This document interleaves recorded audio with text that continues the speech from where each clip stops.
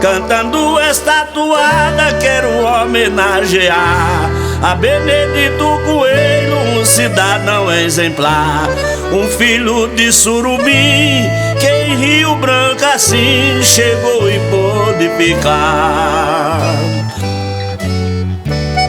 Ao chegar nesse lugar, Bené enfrentou jornadas, fez 1 milhão de amigos, depois construiu escadas, com a melhor intenção de subir em direção das primeiras vaquejadas.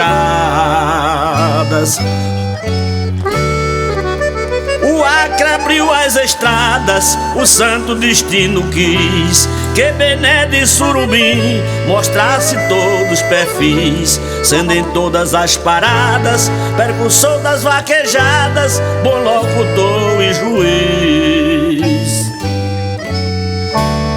Alessandra, sua filha, pessoa querida e bela, vinda de um caso de amor que o destino nos revela, dando a Bené a junção de 2 netas que são Graziela e Gabriela.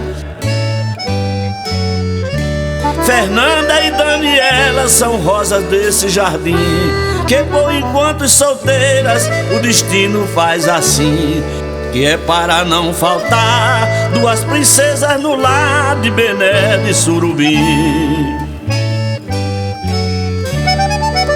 Passou por tempo infeliz, mas foi vencendo em seguida.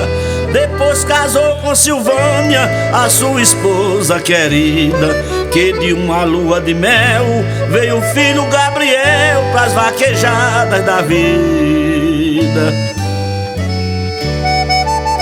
Bené hoje é assim, que nenhuma dúvida há, orgulho que o Rio Branco com orgulho guardará, por ser grande e especial, é acervo cultural da Expo Acre de lá.